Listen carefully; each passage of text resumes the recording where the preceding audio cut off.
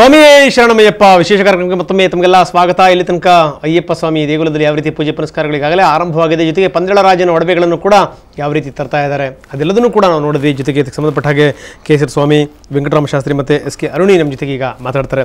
ಇದೆಲ್ಲದರ ಜೊತೆಗೆ ಗವಿಗಂಗಾಧರೇಶ್ವರ ಸ್ವಾಮಿ ದೇವಸ್ಥಾನದಿಂದ ನೇರ ಪ್ರಸಾರವನ್ನು ಕೂಡ ವೀಕ್ಷಣೆ ಮಾಡಿದ್ವಿ. ಅಲ್ಲಿ ಏನು ಸೂರ್ಯನ ಕಿರಣಗಳ ವಿಸ್ಮಯ ಯಾವ ರೀತಿ ಇದೆ ಅನ್ನುವಂಥದ್ದು ಬನ್ನಿ ಇದೆಲ್ಲದನ್ನೂ ಕೂಡ ಕಣ್ಣಾರೆ ನೋಡಿದ್ದಾರೆ ನಮ್ಮ ಪ್ರತಿನಿಧಿ ಅಶ್ವಿನಿ ಈಗ ಗವಿಗಂಗಾಧರೇಶ್ವರ ಸ್ವಾಮಿ ದೇವಾಲಯದ ಮುಂಭಾಗದಲ್ಲಿದ್ದಾರೆ. ಅಶ್ವಿನಿ, ಏನಂತೀರಿ? ಅಂತೂ ದೊಡ್ಡ ಸಂಖ್ಯೆಯಲ್ಲಿ ಜನ ಸೇರಿದ್ದಾರೆ. ಆ ಸೂರ್ಯ ರಶ್ಮಿಯ ಶಿವನನ್ನ ಚುಂಬಿಸುವಂತ ಬಗೆ ಇದೆಯಲ್ಲ, ಅದೇ ಒಂದು ಅದ್ಭುತ, ಏನಂತೀರಿ? ರಂಗನಾಥ್, ನಿಜಕ್ಕೂ ಇವತ್ತು ಮಕರ ಸಂಕ್ರಮಣ ದಿನ ಅದೊಂದು ಅದ್ಭುತವಾದಂತಹ ಕ್ಷಣವನ್ನ ಕಣ್ತುಂಬಿಕೊಳ್ಳೋಕೆ ಸಾವಿರಾರು ಭಕ್ತರು ಇಲ್ಲಿ ಗವಿಗಂಗಾಧರೇಶ್ವರ ದೇವಾಲಯಕ್ಕೆ ಬರ್ತಾರೆ. ಎಂದಿನಂತೆ ಇಂದು ಕೂಡ ಸಾವಿರಾರು ಭಕ್ತರು ಇಲ್ಲಿಗೆ ಬಂದಿದ್ದಾರೆ. ಆ ಒಂದು ಸೂರ್ಯನ ರಶ್ಮಿ ಶಿವನ ಲಿಂಗವನ್ನ ಸ್ಪರ್ಶಿಸುವಂತಹ ದಿವ್ಯ ಕ್ಷಣಗಳನ್ನ ಕಣ್ತುಂಬಿಕೊಳ್ಳೋದಕ್ಕೆ ಸಾವಿರಾರು ಜನ ಭಕ್ತರು ಪ್ರತಿ ವರ್ಷ ಆಗಮಿಸ್ತಾರೆ. ಇಂದು ಕೂಡ ಸಾಕಷ್ಟು ಜನ ಭಕ್ತರು ಬಂದಿದ್ದಾರೆ. ನೀವು ನೋಡ್ತಿರ್ಬೋದು ರಂಗನಾಥ್, ಇಲ್ಲಿ ದೊಡ್ಡ ಕ್ಯೂನೇ ಇದೆ, ಭಕ್ತರ ದೊಡ್ಡ ಕ್ಯೂನೇ ಇದೆ. ಬೆಳಗ್ಗಿನಿಂದನೂ ಕೂಡ ಇಲ್ಲಿ ಟಿವಿ ಪರದೆಗಳನ್ನ ಹಾಕಿದ್ರು. ಆ ಸೂರ್ಯನ ರಶ್ಮಿ ಶಿವಲಿಂಗವನ್ನ ಸ್ಪರ್ಶಿಸುವಂತಹ ಕ್ಷಣಗಳನ್ನ ಇವರೆಲ್ಲರೂ ಕೂಡ ಕಣ್ತುಂಬಿಕೊಂಡಿದ್ದಾರೆ. ಈಗ ಅವರು ದೇವರ ದರ್ಶನಕ್ಕೆ ಒಳಗೋಗ್ತಾ ಇದ್ದಾರೆ. ಸಾಕಷ್ಟು ಕ್ಯೂ ಇದೆ. ಎಷ್ಟು ಸಾವಿರ ಜನ ಇದ್ದಾರೆ ಅಂತ ಲೆಕ್ಕ ಹಾಕೋಕ್ಕಾಗ್ತಾ ಇಲ್ಲ, ಅಷ್ಟು ಸಾವಿರ ಮಂದಿ ಇಲ್ಲಿ ದೇವರ ದರ್ಶನವನ್ನ ಪಡ್ಕೊಳ್ಳೋದಕ್ಕೆ ಬರ್ತಾ ಇದ್ದಾರೆ. ಇದೊಂದು ಪುರಾತನವಾದ ದೇವಾಲಯ. ಇಲ್ಲಿನ ಇಂಜಿನಿಯರಿಂಗ್ ಟೆಕ್ನಿಕ್ ನಿಜವಾಗ್ಲೂ ಎಷ್ಟು ಅದ್ಭುತವಾಗಿದೆ ಅಂತಂದ್ರೆ, ಇವತ್ತಿನ ದಿನ ಸೂರ್ಯನ ರಶ್ಮಿ ಶಿವಲಿಂಗವನ್ನು ಸ್ಪರ್ಶಿಸುವಂತಹ ಆ ದಿವ್ಯ ಕ್ಷಣಗಳು ನಿಜಕ್ಕೂ ಅಪರೂಪದ ದೃಶ್ಯಾವಳಿಗಳು. ಅಂತಹ ದೃಶ್ಯವನ್ನು ಕಣ್ತುಂಬಿಕೊಳ್ಳೋದಕ್ಕೆ ಇಲ್ಲಿ ಸಾಕಷ್ಟು ಜನ ಭಕ್ತರು ಬೆಳಗ್ಗೆಯಿಂದನೂ ಬಂದಿದ್ರು. ಮತ್ತೆ ಈಗ ಕೂಡ ದೇವರ ದರ್ಶನವನ್ನು ಪಡೆಯೋದಕ್ಕೆ ಈ ನೂರಾರು ಜನ ಭಕ್ತರು ಕಾತರದಿಂದ ಕಾಯ್ತಾ ಇದ್ದಾರೆ. ರಂಗನಾಥ್, ಓಕೆ, ನಿಮ್ದು ಕೂಡ ದರ್ಶನ ಆಯ್ತಾ ಅಲ್ಲಿ? ನಾವು ದರ್ಶನವನ್ನ ಮಾಡಿದ್ವಿ, ಆದ್ರೆ ಕವರೇಜ್ ಅಲ್ಲಿ ಹೆಚ್ಚು ಬಿಸಿ ಇದ್ವಿ. ದರ್ಶನವೇನೋ ಆಯ್ತು, ಆದ್ರೆ ಅಪರೂಪದ ಕ್ಷಣವನ್ನ ನಿಜವಾಗ್ಲೂ ಕಣ್ತುಂಬಿಕೊಳ್ಳೋದು ಅದು ಎಷ್ಟರ ಮಟ್ಟಿಗೆ ಅದೃಷ್ಟ ಅನ್ಸುತ್ತೆ ಅಂತಂದ್ರೆ ಅದು ನಿಜವಾಗ್ಲೂ ಅದು ಅಪರೂಪವಾದದ್ದು. ಯಾಕಂತಂದ್ರೆ ಇಡೀ ವರ್ಷದಲ್ಲಿ ಆ ಒಂದು ದಿನ ಶಿವಲಿಂಗವನ್ನ ಸ್ಪರ್ಶಿಸುತ್ತೆ ಅಂತಂದ್ರೆ ಅದು ನಿಜವಾಗ್ಲೂ ಅದ್ಭುತವಾದ. ನಾವು ಕೂಡ ದರ್ಶನವನ್ನ ಪಡೆದ್ವಿ. ನಿಜವಾಗ್ಲೂ ಅದನ್ನ ವರ್ಣಿಸಲು ಸಾಧ್ಯನೇ ಇಲ್ಲ ರಂಗನಾಥ್. ಯಾಕಂದ್ರೆ ಆ ಒಂದು 10 ನಿಮಿಷ ಅಥವಾ 12 ನಿಮಿಷಗಳು ಆ ಶಿವಲಿಂಗವನ್ನ ಸ್ಪರ್ಶಿಸುವಂತಹ ಸೂರ್ಯನ ಕಿರಣಗಳು ಕೇವಲ ಒಂದು 10 ರಿಂದ 12 ನಿಮಿಷ ಮಾತ್ರ ಸಿಗುತ್ತೆ.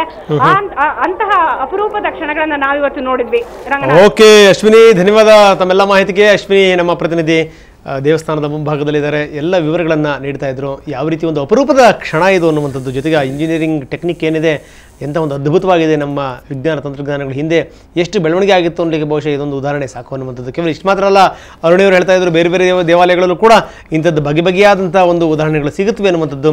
ಶೃಂಗೇರಿನಲ್ಲಿ 7 ಕಂಬಗಳನ್ನು ಒಂದೊಂದು ದಿನವೇ ಸ್ಪರ್ಶಿಸುವಂಥ ಸೂರ್ಯಕಿರಣಗಳಾಗಿರ್ಬೋದು.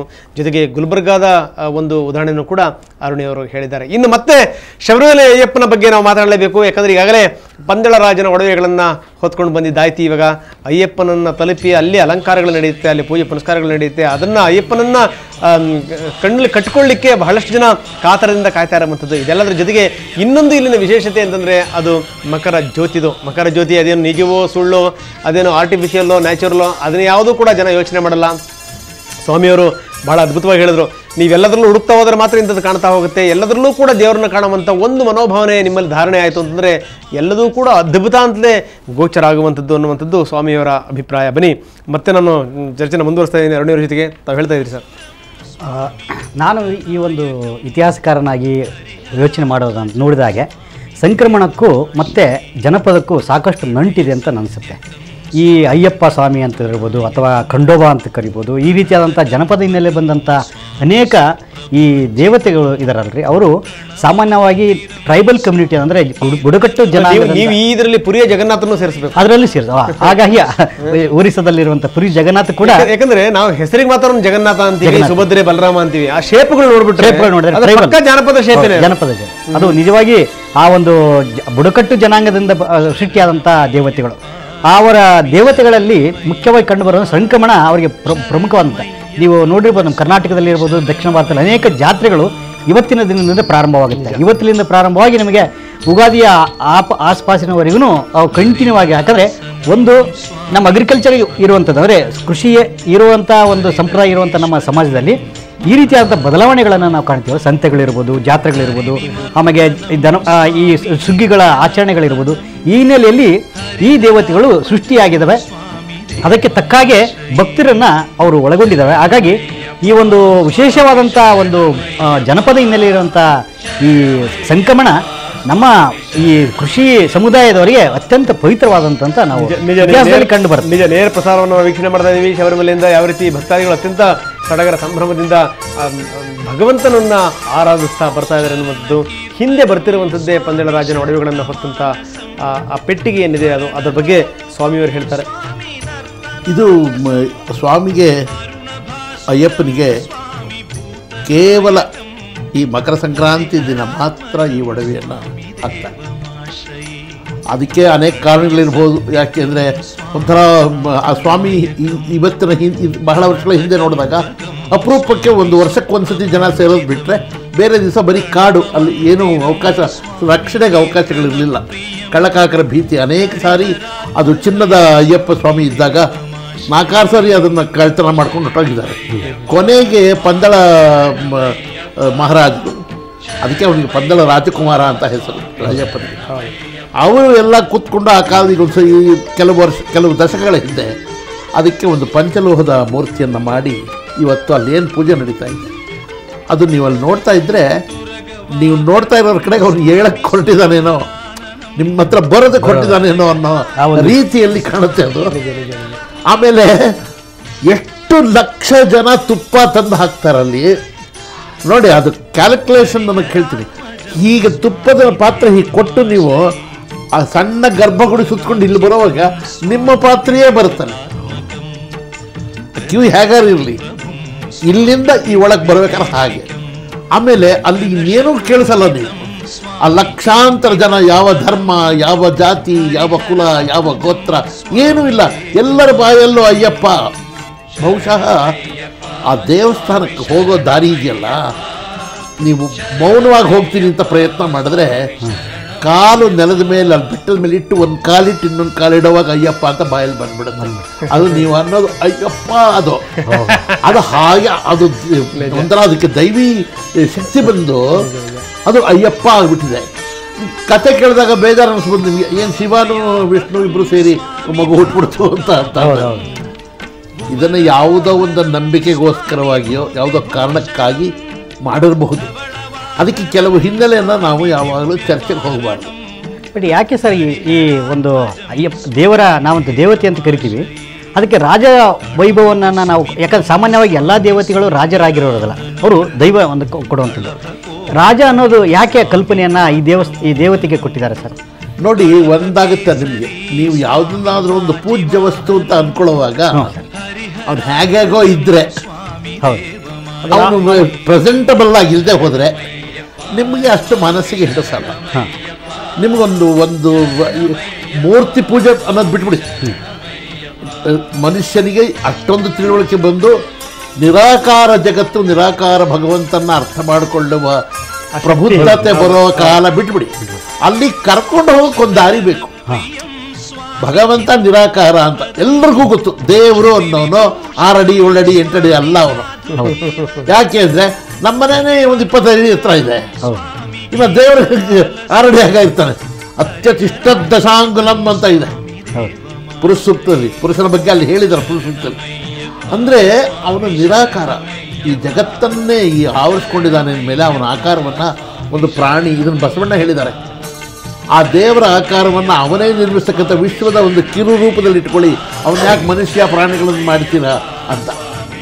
ಆದ್ದರಿಂದ ಏನಾಗುತ್ತೆ ಅಂದರೆ, ನಾವು ಆ ದಾರಿ ಕರ್ಕೊಂಡು ಹೋಗೋದಕ್ಕೆ ಅವ್ರಿಗೆ ಒಂದು ಪೂಜೆ, ಅಲಂಕಾರ, ಆ ಶ್ರೀಗಂಧ, ಆ ಹಾಲು ಮೊಸರು ಅಭಿಷೇಕ, ಆ ಕರ್ಪೂರದ ಮಂಗಳಾರತಿ, ಅದು ತಗೊಂಡ್ರೆ ನೀವು ಕರ್ಪೂರದ ಮಂಗಳಾರತಿ ಹತ್ತಿರ ಬಂದ ತಕ್ಷಣ ನಿಮ್ಗೆ ಏನು ಅನ್ಸುತ್ತೆ ನೋಡಿ. ನಿಜ ನಿಜ ಅಲ್ವಾ?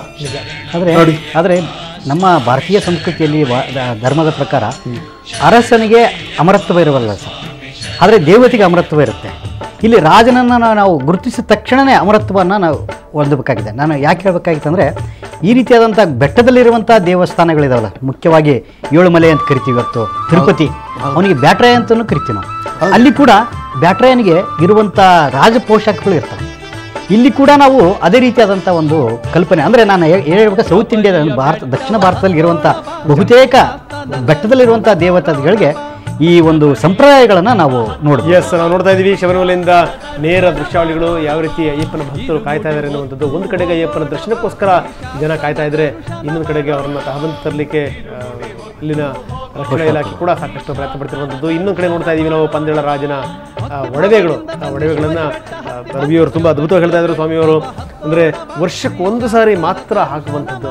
ಸೊ ಆ ವರ್ಷಕ್ಕೊಂದು ಸಾರಿ ಹಾಕದ ನಂತರ ಇವತ್ತಿನ ಪೂಜೆ ಪುನಸ್ಕಾರಗಳು ಮುಗಿದ ನಂತರ ಅಯ್ಯಪ್ಪನ ದರ್ಶನ ಅದಾದ ನಂತರ ಮತ್ತದನ್ನು ತಗೊಂಡೋಗಿ ಭದ್ರವಾದಂಥ 2-3 ದಿವಸದಲ್ಲಿ ಅದನ್ನ 2-3 ದಿವಸದಲ್ಲಿ ಮತ್ತೆ ಸೊ ಅದಾದ ನಂತರ ಮುಂದಿನ ವರ್ಷಕ್ಕೆ ಮಾತ್ರ ಅದನ್ನು ತೆಗೆಯುವಂಥದ್ದು ಅಂತ ಸರ್ ತಾವೇನು ಹೇಳ್ತಾ ಇದ್ದೀವಿ. ಇಲ್ಲಿ ನಮ್ಮ ಅರಣಿಯವರು ಒಂದು ಪ್ರಶ್ನೆ ಕೇಳಿದರು, ಅಯ್ಯಪ್ಪನ ರಾಜನನ್ನಾಗಿ ಯಾಕೆ ನೀವು ಅಲ್ಲಿ ತೋರಿಸಿದ್ದೀರಾ ಅಂತ ಹೇಳಿದಾಗ ನಾವು ಒಂದನ್ನು ಚೆನ್ನಾಗಿ ತಿಳ್ಕೋಬೇಕು. ಶಬರಿಮಲೆ ಯಾತ್ರೆ ಆಗಲಿ ಅಥವಾ ಶಬರಿಮಲೆಗೆ ಹೋಗತಕ್ಕಂಥ ಒಂದು ವಿಧಿವಿಧಾನ ವ್ರತಾಚರಣೆಗಳೆಲ್ಲ ಏನಿದೆ ಅದು ವಿಶೇಷವಾಗಿ ಹೇಳಿರತಕ್ಕಂಥದ್ದು ನಮ್ಮ ಆಚೆಗಳೆಲ್ಲ ಬದಿಗೊತ್ತಬೇಕು. ಅಲ್ಲಿ ವೈರಾಗ್ಯ, ಅಲ್ಲಿ ನಮ್ಮ ತ್ಯಾಗ, ನಮ್ಮ ಕಷ್ಟ ಸಹಿಷ್ಣುತೆ ಎಷ್ಟನ್ನು ಹೇಳಿದೆ. ನಾವೊಂದು ತಿಳ್ಕೊಂಡಿರ್ಬೋದು, ಪ್ರಸೂತಿ ವೈರಾಗ್ಯ, ಸ್ಮಶಾನ ವೈರಾಗ್ಯ, ಅಭಾವ ವೈರಾಗ್ಯ ಇವೆಲ್ಲ ಕೇಳಿದ್ದೀವಿ. ಯಾಕಪ್ಪ ಅಂತಂದ್ರೆ ಪ್ರಸೂತಿ ವೈರಾಗ್ಯ, ಹೆರಿಗೆ ಸಂದರ್ಭದಲ್ಲಿ ತಾಯಿ ಆದವಳು ಆ ನೋವು ತಡೀಲಾರ್ದೆ ಹೇಳ್ತಾಳಂತೆ, ಇನ್ನು ನನಗೆ ಗಂಡಸ ಸಹವಾಸವೇ ಬೇಡಪ್ಪ, ನನಗೆ ಮಕ್ಕಳು ಬೇಡ, ಮರಿನೂ ಬೇಡ, ಸಂಸಾರವೂ ಬೇಡ, ನಾನು ಬಹಳ ಕಷ್ಟಪಡ್ತಾ ಇದ್ದೀನಿ, ಇಂಥ ತೊಂದರೆನೇ ಬೇಡ ನನಗೆ ಅಂತ ಹೇಳ್ಬಿಡ್ತಾಳಂತೆ. ಅದಕ್ಕೆ ಪ್ರಸೂತಿ ವೈರಾಗ್ಯ. ಅದಾದ ಕೂಡಲೇ ಆ ಮಗುನ ನೋಡಿದ ಮೇಲೆ ಅವಳಿಗೆ ಮತ್ತೆ ತನ್ನ ಕುಟುಂಬದ ಬಗ್ಗೆ ಆಸಕ್ತಿ ಬರುತ್ತಂತೆ. ಸ್ಮಶಾನ ವೈರಾಗ್ಯವೂ ಅಷ್ಟೇ. ಸ್ಮಶಾನಕ್ಕೆ ನಾವು ಹೋದಾಗ ಯಾರನ್ನಾರು ಒಬ್ಬರನ್ನ ಕರ್ಕೊಂಡು ಹೋದಾಗ ಏನನ್ಸುತ್ತೆ, ಜೀವನ ಇಷ್ಟೇನಾ, ಇದ್ರೊಳಗೆ ಏನಿಲ್ವ, ಯಾವಾಗಲೂ ನಾವು ಭಗವಂತನ ಆಲೋಚನೆನೇ ಮಾಡೋಣಪ್ಪ, ಭಗವಂತನ್ನೇ ನಾವು ಕೂತು ಧ್ಯಾನ ಮಾಡೋಣ ಅಂತ ಹೇಳಿ ನಾವು ಅನ್ಕೋತೇವೆ. ಆದರೆ ಸ್ಮಶಾನದಿಂದ ಹೊರಗಡೆ ಬಂದಾಗ ಆಟೋದನ್ನು 100 ರೂಪಾಯಿ ಆಗುತ್ತೆ ಅಂತಂದ್ರೆ, ಯಾಕಪ್ಪ ಅಲ್ಲಿಗೆ 60 ರೂಪಾಯಿ ಆಗುತ್ತೆ, ನೀನು 80 ರೂಪಾಯಿ ತಗೋ, 100 ರೂಪಾಯಿ ಯಾಕೆ ಕೇಳ್ತೀಯ ಅನ್ನೋಂಥ ವ್ಯವಹಾರ ನಮಗೆ ಮತ್ತೆ ಬಂದ್ಬಿಡುತ್ತೆ. ಅದೇ ರೀತಿಯಾಗಿ ಅಭಾವ ವೈರಾಗ್ಯನೂ ಅಷ್ಟೇ. ಇವಾಗ ನಿಮಗೆ ಗೊತ್ತಿಲ್ಲ, ನನಗೊಂದು ಆಸೆ ಇದೆ ನನ್ನ ಜೀವನದಲ್ಲಿ, ಏನಪ್ಪ ಅಂದರೆ ಸೋಮಯಾಗ ಮಾಡಬೇಕು ಅಂತ. ನನ್ನ ಮಗನ ಹತ್ರ ಒಂದು ದಿನ ಹೇಳಿಬಿಟ್ಟೆ, ಅನಿರುದ್ಧ ಸೋಮಯಾಗ ಮಾಡೋಣ ಕಣೋ ಅಂತ. ಆವಾಗ ನಾನು 2ನೇ ಮಗ ಸುಧನ್ವ ಕೇಳಿದ, ಸೋಮಯಾಗ ಅಂದ್ರೆ ಏನಪ್ಪ ಅಂತ. ಆವಾಗ ನಾನು ಆ ವಿಧಿವಿಧಾನಗಳನ್ನ ಹೇಳಿದೆ. ವಾಜಪೇಯಿ ಯಾಗ ಅಂತಂದ್ರೆ ಏನು ಅಂತೆಲ್ಲ ಹೇಳಿದೆ. ಆ ವಾಜಪೇಯಿ ಯಾಗ ಅನ್ನುವಂಥದ್ದು ಏನಪ್ಪ ಅಂದ್ರೆ, ಶ್ರೀಮಂತನಾಗಿರತಕ್ಕಂತಹವನು ತನ್ನಲ್ಲಿರತಕ್ಕಂತಹ ಎಲ್ಲ ದ್ರವ್ಯವನ್ನೂ ಸಹ ಹೋಮ ಮಾಡಿ ಮಾರನೇ ದಿನ ಅವಭೃತ ಸ್ನಾನ ಮಾಡಿದಾಗ ಅದೆಲ್ಲವನ್ನೂ ಸಹ ದಾನ ಮಾಡಿ ಸಪತ್ನಿಯನಾಗಿ ಉಟ್ಟಬಟ್ಟೆಯಲ್ಲಿ ಹೊರಗೆ ಉತ್ತರ ದಿಕ್ಕಿಗೆ ಹೊರಟು ಹೋಗೋದು ಅನ್ನತಕ್ಕಂಥದ್ದು. ಅಂತಹ ಬಹುಶಃ ನಿಮ್ಮ ಮಾತನ್ನ ಯಡಿಯೂರಪ್ಪನವ್ರು ಕೇಳಿದ್ರೆ ಮೊನ್ನೆ ಅವ್ರು ಮಾಡಕ್ಕೆ ಹೋಗ್ತಿರ್ಲಿಲ್ಲ ಅವರು ಇರಬಹುದು. ನಮ್ಮ ವಾಜಪೇಯಿಯವರು ಬಹುಶಃ ಅದೇ ವಂಶದಿಂದ ಬಂದವರು ಅಂತ ಅನ್ಸುತ್ತೆ. ವಾಜಪೇಯಿ ಯಾಗ ಅಂದ್ರೆ ಅತ್ಯಂತ ಶ್ರೀಮಂತರಾಗಿರ್ತಕ್ಕಂಥವ್ರು ಎಲ್ಲವನ್ನು ದಾನ ಮಾಡಿ ಉಟ್ಟಬಟ್ಟೆಯಲ್ಲಿ ಪತ್ನಿ ಸಮೇತರಾಗಿ ಉತ್ತರ ದಿಕ್ಕಿಗೆ ಹೊರಟು ಹೋಗ್ತಕ್ಕಂಥದ್ದು ಇಂತಹದ್ದು ಯಾಗ. ಅಂತ ಯಾಗ ಮಾಡೋಣ ಅಂತ ನನಗೆ ಆಸೆ. ನನಗೆ ಯಾಕೆ ಆಸೆ ಇದೆ ಅಂತಂದ್ರೆ, ಬಹುಶಃ ನನ್ನಲ್ಲಿ ಆ ಯಾಗ ಮಾಡತಕ್ಕಂಥ ಚೈತನ್ಯ ಇಲ್ವೇನೋ. ಆದರೆ ನಮಗೆ ಇಂತಹ ವೈರಾಗ್ಯ ಬರತಕ್ಕಂಥದ್ದು ದೊಡ್ಡದೇನಲ್ಲ, ಅದೆಲ್ಲರಿಗೂ ಬರುತ್ತೆ. ಆದರೆ ಶ್ರೀಮಂತನಾಗಿರ್ತಕ್ಕಂಥವನು, ರಾಜನಾಗಿರ್ತಕ್ಕಂಥವನು ತನ್ನ ರಾಜ ವೈಭೋಗವನ್ನೆಲ್ಲವನ್ನು ಬಿಟ್ಟು, ತನ್ನ ಸಾಮ್ರಾಜ್ಯವನ್ನೆಲ್ಲವನ್ನು ಬಿಟ್ಟು ತ್ಯಾಗ ಮಾಡಿ ಅಲ್ಲಿ ಬ್ರಹ್ಮಚರ್ಯ ವ್ರತವನ್ನ ಸ್ವೀಕಾರ ಮಾಡಿಕೊಂಡು ಹೋಗಿ ಆ ಬೆಟ್ಟದ ಮೇಲೆ ಕೂತ್ಕೊಂಡಿದ್ದಾನಲ್ಲ, ಅದು ನಿಜವಾದ ತ್ಯಾಗ. ಅಂತಹ ತ್ಯಾಗವನ್ನು ನಾವು ಕಲಿಯಬೇಕು. ಅಂದ್ರೆ ಶ್ರೀಮಂತರಾಗಿರತಕ್ಕಂಥವ್ರಿಗೂ ಒಂದು ಪಾಠ ನೋಡಿ, ತ್ಯಾಗವನ್ನು ಮಾಡಬೇಕಾದ್ರೆ, ವೈರಾಗ್ಯವನ್ನು ಮಾಡಬೇಕಾದ್ರೆ ನಿಮ್ಮಲ್ಲಿ ಇದ್ದಾಗ ಮಾಡಬೇಕು, ಹೊರತು ಇಲ್ಲದಾಗ. ಅರಣ್ಯವ್ರ ಮಾತಿಗೆ ಉತ್ತರ ಏನು ಅಂದ್ರೆ, ಭಗವಂತ ನಿಮ್ಮನ್ನೇನು ಕೇಳಿಲ್ಲ, ಎಲ್ಲ ನೀವು ಅಲಂಕಾರ ನಿಮ್ಮ ಭಾವಕ್ಕೆ ಭಕ್ತಿ ಇಟ್ಕೋ ಅಂದ. ಒಂದು ಆ ಭಕ್ತಿ ಪೂರ್ವಕ ಏನ್ ಮಾಡ್ಬೋದು ನೀನು, ಪತ್ರಂ ಪುಷ್ಪಂ ಫಲಂ ತೋಯಂ ಯೋಮೇ ಭಕ್ತ್ಯಾ ಪ್ರಯಚ್ಛತಿ ಇಂದ ನೀನು ಇದರಲ್ಲಿ ಯಾವುದನ್ನಾರು ಕೊಡು, ಅದ್ರ ಹಿಂದೆ ಭಕ್ತಿ ಇರಲಿ ಅಂತ. ಭಕ್ತಿ ಇಲ್ಲದ ನಿನ್ನ ಎಷ್ಟು ಒಡವೆಗಳನ್ನ ನೀನು ಹಾಕಿದ್ರು ಆಡಂಬರವಾಗುತ್ತದೆ. ನಿಜ. ಆದ್ರೆ ಬಹಳ ದುರದೃಷ್ಟಕರ ಸಂಗತಿ ಏನಾಗಿದೆ ಅಂದ್ರೆ, ಇವಾಗ ಭಕ್ತಿ ಒಂದ್ಬಿಟ್ಟು ಎಲ್ಲ ಇದೆ. ನಾವು ಬಹಳ ಇನ್ನಕ್ಕೆ ಸಮಾನಾಂತರವಾಗಿ ಹೇಳ್ಬೇಕಂದ್ರೆ, ಜೈನ ಪದ್ಧತಿಯಲ್ಲಿ ಕೂಡ ಮಹಾವೀರ ಇರ್ಬೋದು, ಬಾಹುಬಲಿ ಇರ್ಬೋದು, ಅವರು ಕೂಡ ರಾಜರಾಗಿರ್ತಾರೆ.